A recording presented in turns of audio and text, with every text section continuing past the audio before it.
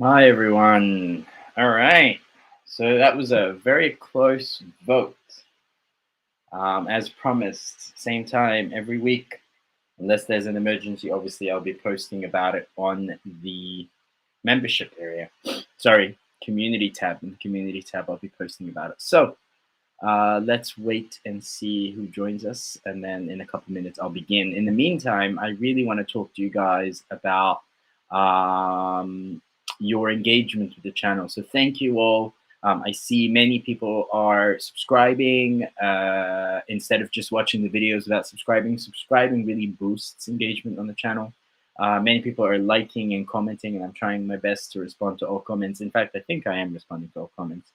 Also, the number of channel members is growing, so that's great. You guys, if you want to support the channel, you can become a channel member. The link is in the description below. You can also buy me a coffee. The link is in the description below. So many different ways to support the channel. Okay. Thank you for all your support. And these review sessions, the votes were actually very close. So we had 20 votes, 11 votes voted for a review of Aggregate Demand and Aggregate Supply, the new classical and the Keynesian models. And 9 votes voted for Theory of the Firm. So I guess Theory of the Firm, maybe because it's a high level only topic, Theory of the Firm didn't win this time. However, at some point I will have to review Theory of the Firm anyway, because high level students deserve to have some of their content covered as well. All right, so I'm back home. I know those of you who watched my review last week, I was in a different place. I was visiting family out of state, but I am back home in my man cave. And I'm about to begin review of Aggregate Demand and Aggregate Supply. So last week, what I reviewed was how is economic activity measured. So I looked at the circular flow of income, and I used that to talk about the different approaches to measuring GDP, the output approach, the income approach, the expenditure approach. That was last week's live stream. I also talked about the difference between GDP and GNI, total GDP and GDP per capita, nominal GDP and real GDP, and then the concept of PPP, purchasing power parity. And I finished off last week's live stream with a discussion of the business cycle. I talked about how there's a long-term trend of growth or growth in potential output, and a short-term fluctuations where the economy fluctuates between periods of expansion and inflation and recession. Okay, so I talked about the business cycle. Now I'm going to talk about the AD and AS models. So let's start with aggregate demand, all right? So aggregate demand, as you can see here, is a relationship between price level and real GDP. This is very important because I still see some students, believe it or not, who write P and Q. You lose marks for that, by the way, because it's not a relationship between price and quantity. Price of what? Quantity of what? It's a relationship between the average price level in the economy, the average price level, and we use price indices for that, and real GDP, not quantity, okay? And it does look like a regular demand curve. It's negatively sloping. Aggregate demand is basically the total expenditure by all sectors of the economy, total expenditure by all sectors of the economy during a period of time, whether it's 3 months or 1 year. Okay, what are these sectors? Well, we have the household sector, the business sector, the banking sector, the government sector, and the foreign sector. The total expenditure by all of these sectors gives us aggregate demand. So AD is equal to C, which is consumption expenditure by the household sector, I, which is investment expenditure by the business sector or coming from the financial sector, G, which is government expenditure by the government sector, plus X, which is export revenue. It's not export expenditure, export revenue that comes in from from foreign countries because they're buying our goods and services, minus import expenditure. Okay, so you've got consumption expenditure by the household sector, investment expenditure by the business and the financial sectors, government expenditure by the government sector, export revenue from the foreign sector or from foreign countries, and import expenditure on foreign goods and services. Okay, so why is this important? Well, because these are the components of aggregate demand. And any change in these components of aggregate demand will shift the aggregate demand curve. If aggregate demand increases, it will shift to the right. If aggregate demand decreases, it will shift to the left. Okay, so here you go, shifts in the aggregate demand curve. As you can see here, again, an increase is a shift to the right from AD1 to AD2, and a decrease is a shift to the left from AD1 to AD3. Okay, so what are these determinants, or what are the factors basically? When you see the word determinants in the context of demand from microeconomics or aggregate demand, these are the things that cause shifts in the curve. So what are the determinants? Well, number one, let's have a look at the determinants of C. Remember, I said AD is equal to C plus I plus G plus X minus M.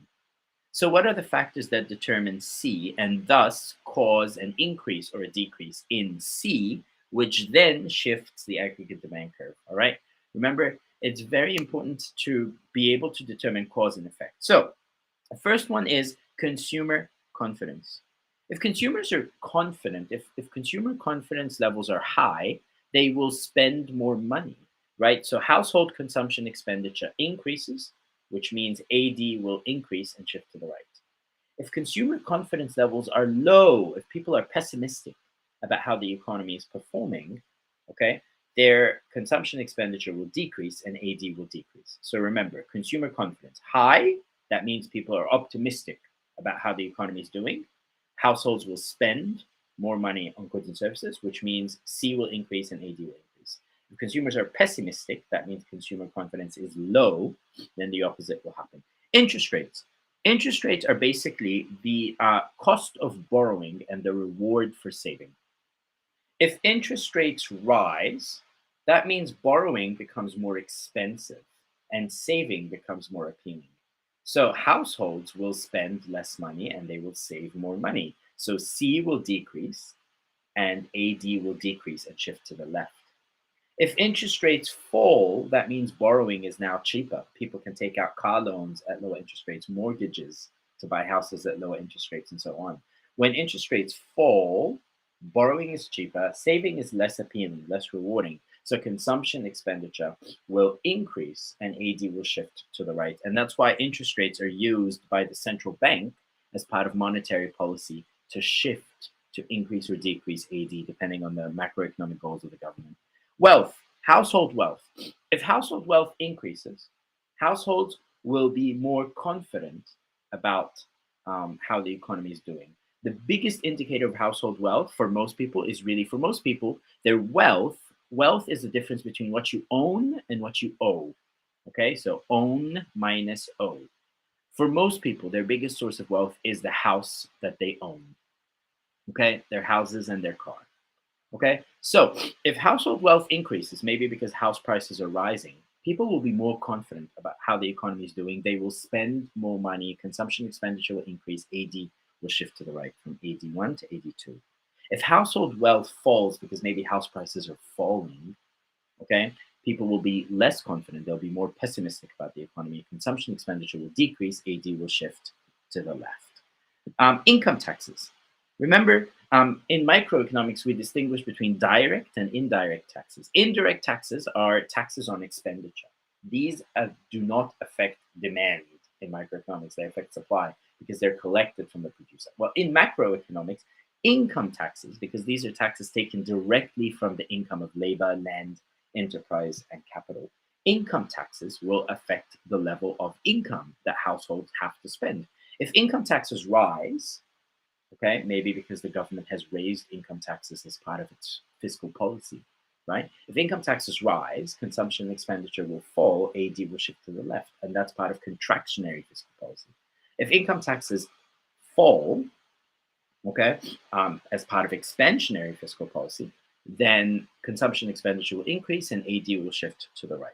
Level of household indebtedness. If households are in a lot of debt, Okay, there's a lot of debt that households are in. They won't be able to spend as much because they're using much of this money to pay back debt. So if levels of household indebtedness rise, consumption expenditure will fall, AD will shift to the left. If levels of household indebtedness fall, consumption expenditure will increase, AD will shift to the right. Okay, and expectations of future price level. If consumers expect inflation, they will go out and buy everything they can now, especially big purchases like TVs and cars and houses and so on. Why? Because it's better to buy it now before the price goes up. So the problem is, if they expect inflation, they go out and they buy more, C increases, AD shifts to the right. If they expect deflation, they don't buy things, they delay their purchases because why buy now when the price is going to fall in the future, right? So they delay their purchases, C decreases, and AD shifts to the left. So that's C. I, you'll notice a lot of similarities. Again, interest rates, um, just like C. If interest rates rise, borrowing is now more expensive and savings more appealing. So businesses will invest less money. I will decrease, AD will shift to the left. That's part of contractionary monetary policy. If interest rates fall as part of expansionary monetary policy, borrowing is now cheaper, right? And a lot of business investment is done through borrowing. Okay, so businesses will borrow more, they will invest more, investment expenditure increases, AD shifts to the right. Business confidence, just like consumer confidence. If businesses are optimistic about the future, they will invest more money. Okay, so I increases, AD shifts to the right. If businesses are pessimistic about the future, business confidence levels are low, they will invest less because they're pessimistic about the future. Investment is all about expecting returns in the future, right? It's all about spending money now to get the returns later. That's what investment is about, right? If business confidence levels are low and businesses are pessimistic about the economy, investment expenditure will fall and AD will shift to the left. Technology. Technology can often spur business investment. If there are improvements in technology, businesses will want to invest in this technology, and therefore investment expenditure will increase and AD will shift to the right. If there are deteriorations in technology, which doesn't really happen in our day and age as much, but if there are deteriorations, investment expenditure will fall, AD will shift to the left. Business taxes, just like income taxes.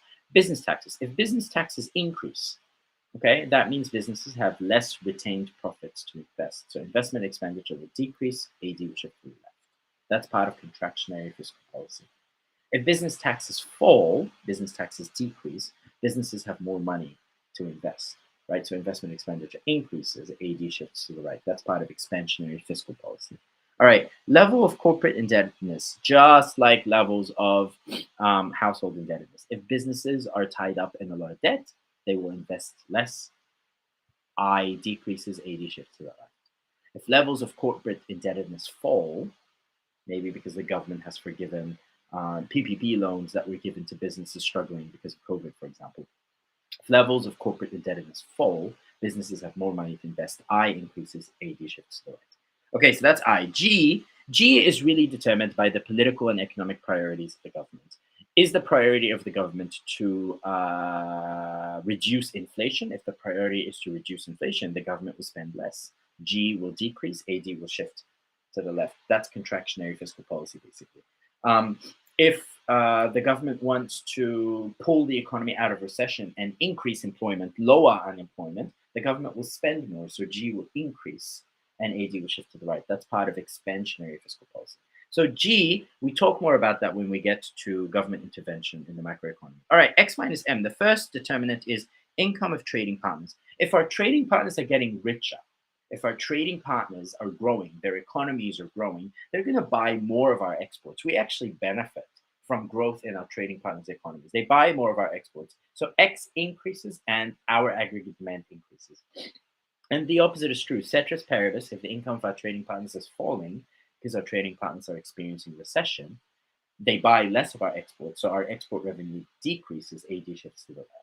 Exchange rates. If our currency is appreciating, okay, that means imports are becoming cheaper and exports are becoming more expensive. So export revenue decreases, import expenditure increases, which means AD shifts to the left.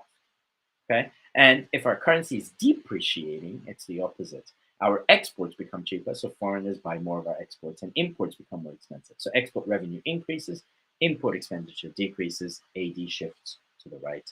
Trade policies is basically, are they friendly or unfriendly? If we have friendly trade policies with our trade partners, that means more exports and more imports. Now, the net effect will depend on whether X increases or M increases or decreases or whatever. But if our trade policies with our trading partners are unfriendly, they will buy less of our exports and we will buy less imports. So again, that also is affected by trade policies. Okay, so these are the determinants of aggregate demand. Well, what about aggregate supply? Okay, so short run aggregate supply. Think of aggregate demand as the total expenditure within the economy. Think of short run aggregate supply as the total output or the total income. Okay, so expenditure is aggregate demand. Aggregate supply is output, spending versus output.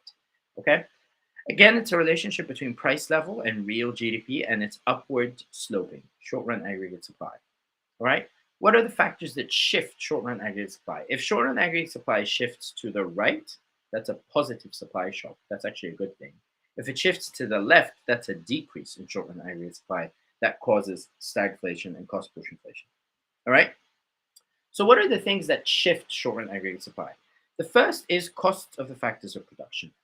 If workers are striking and they're demanding higher wages and there are worker shortages, the cost of labor is going to rise. So across the whole economy, cost of production will rise, short run aggregate supply will shift to the left. Okay, that will cause cost push inflation and stagflation. Okay, the same with the cost of capital, the cost of land, the cost of entrepreneurship. Basically, if there's a rise in the costs of the factors of production across the whole economy, that will shift short run aggregate supply to the left. If there's a fall in the costs of factors of production across the whole economy, that will shift short run aggregate supply to the right. This becomes important when we talk about macroeconomic equilibrium. Last and not least is indirect taxes. If the government raises the levels of indirect taxes like VAT or GST, value added tax, or goods and services tax, if indirect taxes across the whole economy rise, that raises the costs of production of businesses. So short run aggregate supply shifts to the left. If the costs of, if indirect taxes fall and the costs of production across the whole economy fall as a result, that will shift short run aggregate supply to the right. So I just did the determinants of AD and the determinants of short run aggregate supply. Let's put them together. So as I said, remember, think of aggregate demand as the total expenditure within the economy and short run aggregate supply as total output. If expenditure is equal to output, then the economy is at macroeconomic equilibrium. This will be the equilibrium level of real GDP, and this will be the equilibrium price level. Okay? At a higher price level, just to understand macroeconomic equilibrium, at PL1, the problem is output is greater than expenditure. When output is greater than expenditure, no one's buying all that surplus output, right? So obviously the price of this output will have to fall. And at a lower price level, like PL2, expenditure, AD, exceeds output. When expenditure across the whole economy exceeds output, that means people have more money to spend than there is output. So naturally, what's going to happen is the price level is going to rise. Okay, that's why this is equilibrium. We don't call this a surplus and this a shortage because these are microeconomic concepts. Okay, you need to stop using microeconomic terms in macroeconomic analysis. When output exceeds expenditure, that basically means output exceeds expenditure, right? What's going to happen is the price level is going to have to fall to basically induce people to buy and spend more money and buy more output and induce firms to produce less output. Okay? When expenditure exceeds output, people are spending so much and there isn't enough output. Well, price level has to rise to incentivize the business sector to produce more output and to basically incentivize the household sector or other sectors to spend less money, right? So think about this. We don't call this a surplus or a shortage. These are microeconomic terms. Okay, so that's macroeconomic equilibrium in the short run. Again, so let's have a look at changes in aggregate demand and changes in short run aggregate supply.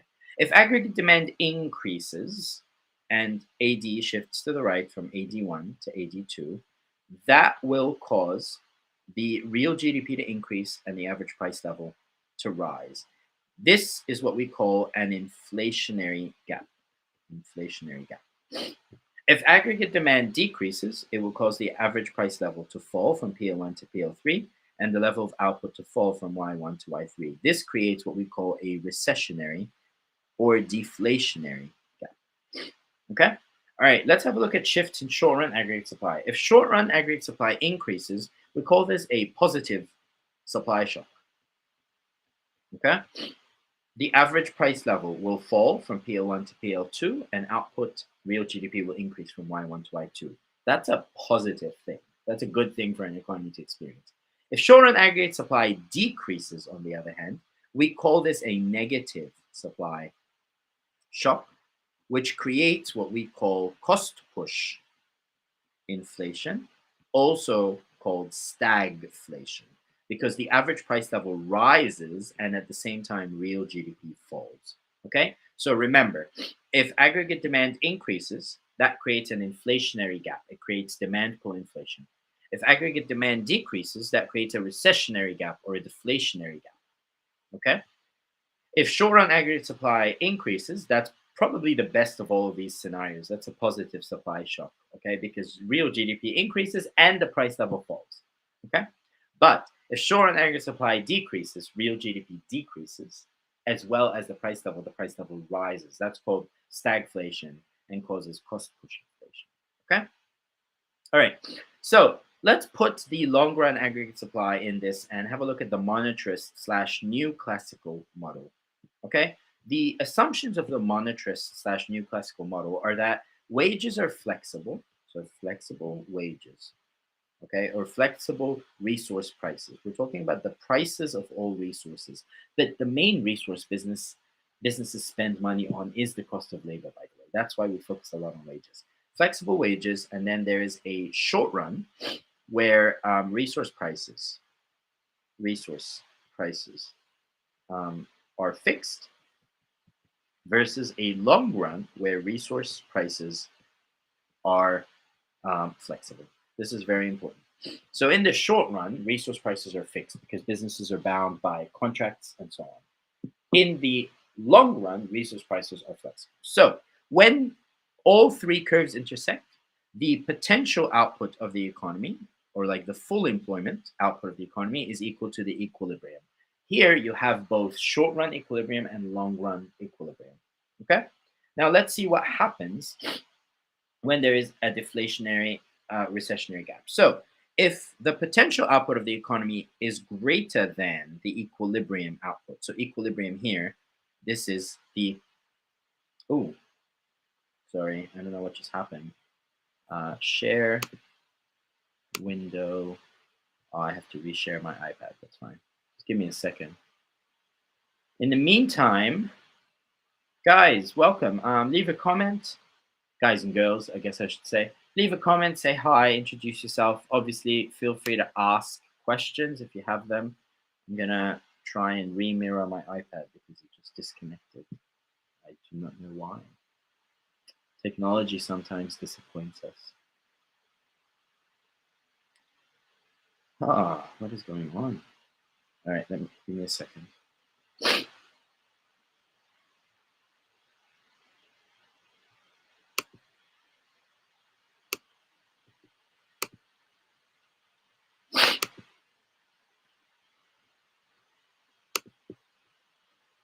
Well, isn't this fun?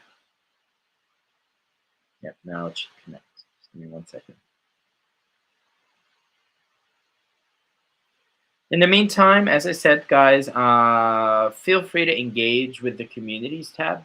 The community tab where I post basically the poll and the votes for every week's topic. Again, like, comment, subscribe, become a member. There's lots of, I've reached the 20 videos threshold for my members. So there's, I think, now 21 videos just for members, which is, I think, great for my members and also a great incentive for people to join up. Okay.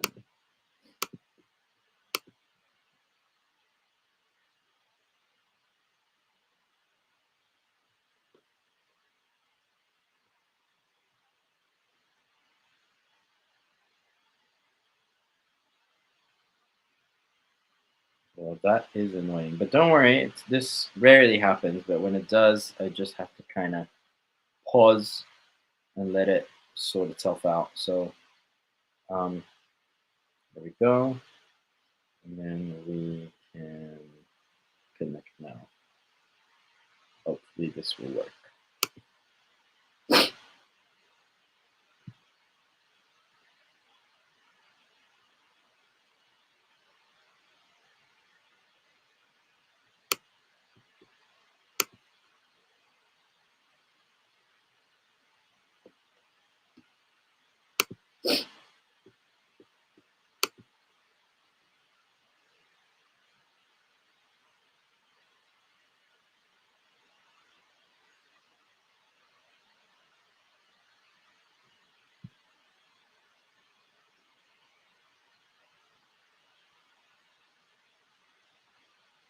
All right.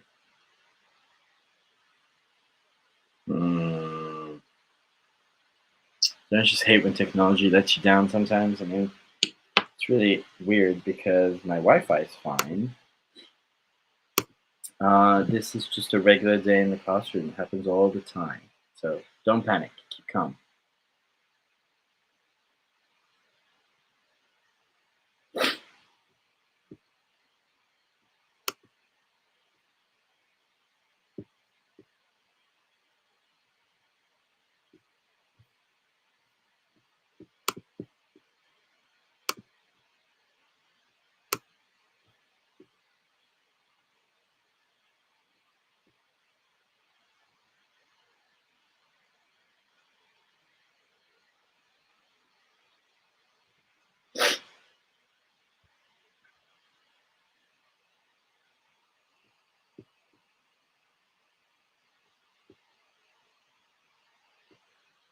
All right.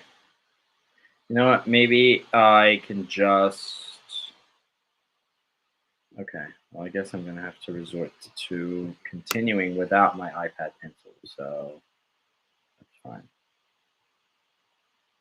My Apple pencil. All right.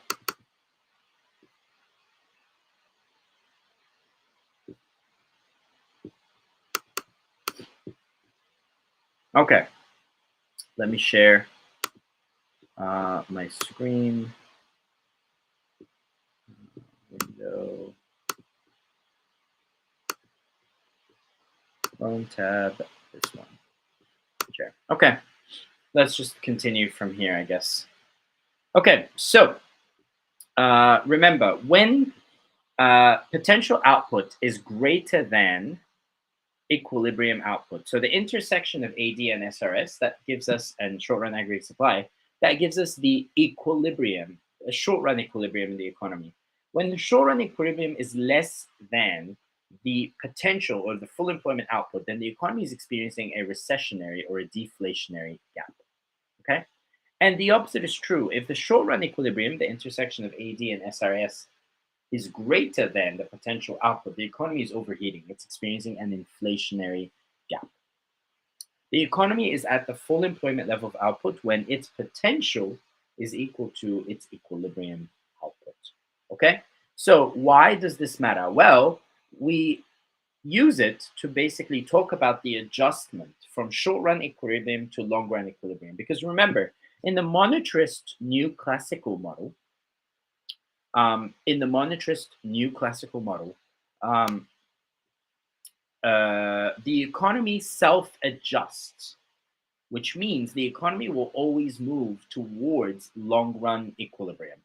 Okay, if there is a disequilibrium in the short run, the economy will always gravitate towards long-run equilibrium. So how does this work? So let's assume AD decreases for whatever reason. Okay, so the short run equilibrium shifts from point A to point B.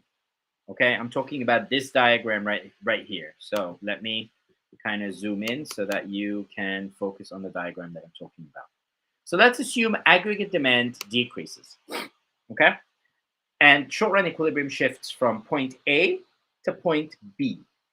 Now there's a recessionary gap. The economy is in recession, which is not ideal, right? Because economic growth slows down and unemployment rises. Okay. Ceteris paribus, in the absence of government intervention, let's assume the government will not intervene. Over time, what's going to happen is, because there is a recession, workers will be willing to accept lower wages. Okay? And over time, wages and resource prices will just fall. So what that does is it causes short-run aggregate supply to shift to the right, and the economy moves from point B to point C at a lower average price level, PL3, but back to full employment. This is in the absence of government intervention. Assuming no government intervention, new classical economists argue that the economy will always move and self-adjust and bring itself back to full employment by adjusting the price level. So what brings the economy to this full employment level is basically the fall in wages. So let's again say, so let's assume we start with a decrease in aggregate demand, maybe because consumer confidence levels are low.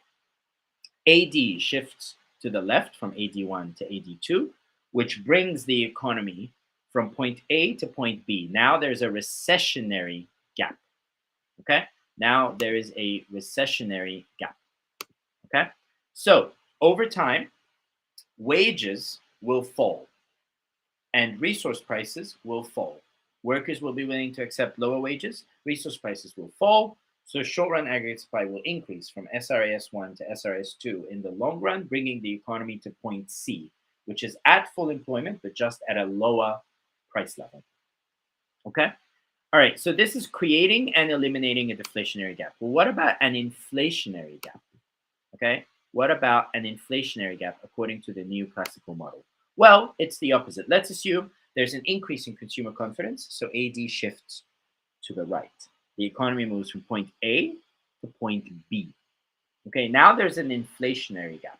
The price level rises from PL1 to PL2, and output increases from YP to Y inflationary gap. Okay, over time, because the average price level is slowly rising, workers will demand higher wages and resource prices will begin to rise. So in the long run, the costs of production will rise. Short-run aggregate supply will shift to the left from SRAS1 to SRAS2, bringing the economy back to full employment, YP, and just at a higher average price level, PL3. Okay, so this is how new classical economists argue that the government should just leave the economy alone. New classical economists believe that if there's an inflationary gap or a deflationary gap, the economy will self-correct, it will self-adjust and always bring itself back to full employment. The government should leave the economy alone. This is the policy implication, by the way, of this model is if there's an inflationary gap or a deflationary gap, leave the economy alone. It will bring itself back to full employment in the long run. However, Keynesian economists, and Keynesian himself is famous for arguing that in the long run, we're all dead. Okay, so let's introduce the Keynesian model. Okay, Keynesian economists disagree with new classical economists about a few things. First of all, they believe that wages may rise during periods of inflation, but they rarely, if ever, fall during periods of recession. Now, because wages rarely fall during periods of recession, costs of production will not fall and the economy will not self-adjust. Okay, so they actually built a model. They believe that aggregate supply behaves more like this. There is a range of output, which is section 1 here. Let me zoom in a little bit. There's a range of output, which is section 1 here. Okay, section 1 is a range of output where there's a lot of spare capacity in the economy. Okay, that means there's a lot of unemployment. So in section 1, there could be an increase in aggregate demand that will not cause any inflation. Why? Because there's a lot of spare capacity. Section 2, the economy has reached full employment, but it hasn't reached its maximum output between YP and Y max. So any increase in AD in the range of section 2 will cause an increase in the average price level. Section 3 is vertical. The economy has reached its maximum output. It cannot produce any more output. So any further increases in AD, because the economy is at full capacity, any further increases in AD will just cause inflation. Remember, Keynesians believe that wages are downwardly inflexible. So they may rise during periods of inflation, but they rarely, if ever, fall during periods of recession because it's just easier for businesses to fire workers, right? Instead of negotiating lower wages. Okay. So what are the implications of this? Well, let's have a look. Okay. So these are the three segments of the Keynesian aggregate supply. So let's have a look at how the Keynesians show a recessionary and an inflationary gap. So if the intersection of AD and Keynesian aggregate supply, remember we label this Keynesian aggregate supply, it's not labeled long run aggregate supply because there is no short run and long run in the new classical model. This is very important. I need to remind you of this all the time. There is no short run and long run in the new classical model. Okay, so if the intersection of AD and Keynesian AS is to the right of I think, 1 second. I think my iPad is starting to cooperate again. Perfect. And it has. Congratulations. Now I can continue from my iPad. Perfect. Just give me 1 second to share that window. There we go. Perfect. And we're back. Okay, so if the intersection of AD and Keynesian AS, remember this is labeled Keynesian AS. We never label it LRAS. If the intersection is to the right of the economy's potential output, here there is a recessionary gap or a deflationary gap. So if YE is less than YP, there's a recessionary or a deflationary gap. If YE, the equilibrium output, is greater than YP, so the intersection of AD and Keynesian AS exceeds the full employment or the potential output of the economy, this will create inflationary pressure. Full employment happens when YP is equal to YE, when the equilibrium output is equal to the full employment, or what we call potential output. This is Keynesian macroeconomic equilibrium, the three equilibrium states. Okay? Now remember, in the Keynesian model, there is no self-adjustment, no self-correction, no self-adjustment. So what are the policy implications of this? The policy implications is that the government needs to intervene. So remember, in the new classical model, the economy will self-correct. If there's a deflationary gap, it will return back to full employment. What allows it? What's the mechanism by which it self-corrects? Well, wages will fall during a recession. That's what they argue. If there's an inflationary gap, the economy will self-correct and bring itself back to full employment because wages will rise. So the point is, the policy implication here is leave the economy alone. The government should not intervene. But in the Keynesian model, because there is no self-correction, there is no self-adjustment, the government should intervene. That's the policy implication of it.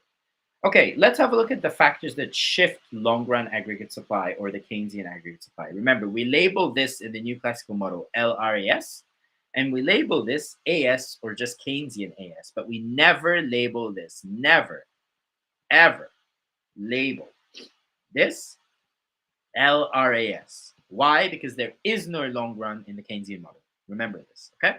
So basically, a shift of the aggregate supply, long-run aggregate supply or Keynesian aggregate supply to the right implies that the economy's productive capacity has increased. So productive capacity has increased. We call this long-term economic growth. So this is long-term economic growth.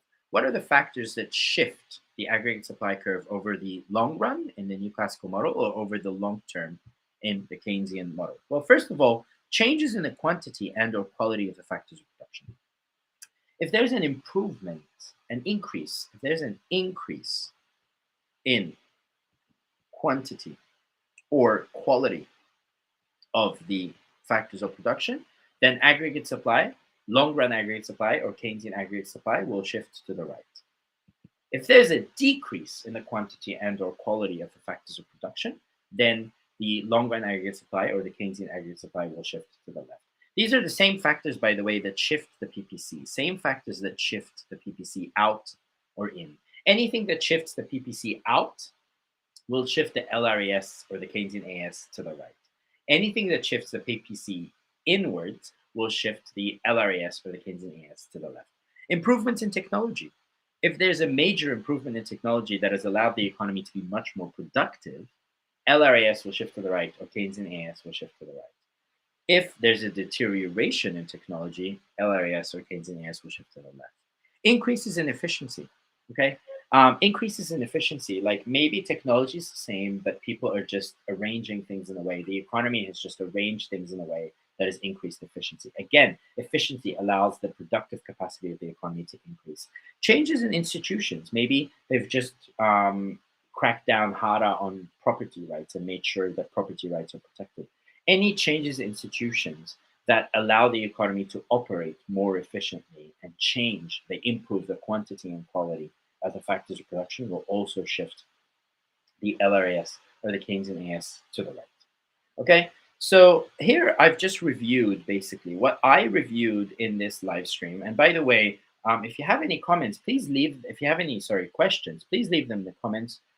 Please like, subscribe, comment on all my videos, become a channel member. Channel memberships are growing, and I really thank you guys for that. The links to becoming a channel member are down in the description below, as well as the link to thank me if you want. Maybe you can send a super chat, a thank you, buy me a coffee. There's a link to my buy me a coffee profile. All of these are ways you can show your support if you want to show your support. If you don't want to show your support, you can show up to these live streams and say hey and ask questions. That's also a good way to show support. So in this session, I reviewed aggregate demand and the factors that shift the aggregate demand curve. I reviewed short-run aggregate supply and the factors that shift short-run aggregate supply. And I reviewed macroeconomic equilibrium in the short run, as well as macroeconomic equilibrium in the long run. Then I talked about the new classical or monetarist model and the policy implications of that. And then I talked about the Keynesian aggregate supply and macroeconomic equilibrium in the Keynesian model and the policy implications of that.